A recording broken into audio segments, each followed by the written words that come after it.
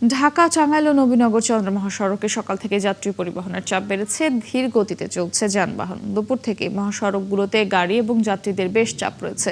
Police বলছে সড়কগুলোতে আরও বেশি চাপ বাড়বে। এদিকে কাউন্টারগুলো বন্ধ রাখার কারণে যাত্রীরা পড়েছে চরম দুর্ভোগে। সরকার যাত্রীদের কাছ থেকে স্বাভাবিক ভাড়ার কথা বললেও চালকরা অতিরিক্ত ভাড়া নিচ্ছে। বিস্তারিত জানাতে যুক্ত হচ্ছেন সহকর্মী জাহিদুল ইসলাম অনেক। অনেক সড়কের পরিস্থিতি কেমন দেখছেন জানাবেন। এছাড়া যে অভিযোগটি উঠেছে যে চালকরা ভাড়া বেশি নিচ্ছে, এ বিষয়ে যাত্রী ও চালকরা কি বলছেন তাও জানতে চাই। গাজীপুর চন্দ্রা বাস টার্মিনাল জানিয়ে রাখবেন যে ঢাকা টাঙ্গাইল এবং নবীনগর চন্দ্রা যে ত্রিমুখী মহাসড়কটি রয়েছে, এই মহাসড়কটি কিন্তু দীর্ঘ 15 কিলোমিটার যানজট সৃষ্টি হয়েছে। এবং আমরা দেখেছি যে দুপুরের পর এখন বিকেল যাত্রীদের কিন্তু উপচে পড়া ভিড় এই চন্দ্রা বাস টার্মিনাল কিন্তু দেখা গিয়েছে। তারা কিন্তু ইতিমধ্যেই তাদের যে কাঙ্ক্ষিত থেকে সেটি কিন্তু নিতে তারা চলে এসেছেন।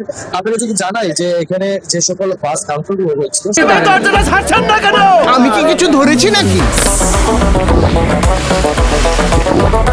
আপুটা আপনাকে চেক আউট করছে, জাস্ট কুল থাকুন। সেগুলো কিন্তু আগাম অগ্রিম টিকিট বিক্রি করার কারণে কিন্তু সেটা শেষ হয়েছে এবং তারপর কিন্তু বন্ধ করে দেওয়া হয়। এবং এই রাস্তার পাশে যে সকল লোকাল পরিবহন রয়েছে সেগুলো কিন্তু এখন যারা ঈদে নারী টানে বাড়ি ফিরবেন তাদের একমাত্র ভরসা। কিন্তু যে সকল বাস এখানে অপেক্ষমান রয়েছে রবীনগর চন্দ্রা মহাসড়ক ধরে, সেখানে কিন্তু প্রায় দীর্ঘ 6 কিলোমিটার একটি যানজট দেখা দিয়েছে। তারা অপেক্ষা করছে যখন যাত্রী আসবে, তারা কিন্তু এখন থেমে রয়েছে।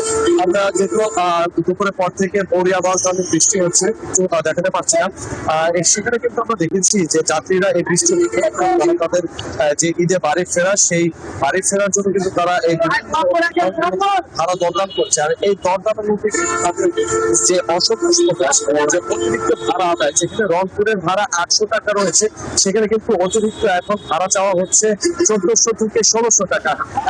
ধন্যবাদ অনেক, আপনি থাকবেন, আবারও যুক্ত হব আপনার সঙ্গে। দর্শক, মহাসড়কের যাত্রার খবর জানাচ্ছিলেন সহকর্মী জাহিদুল ইসলাম অনেক।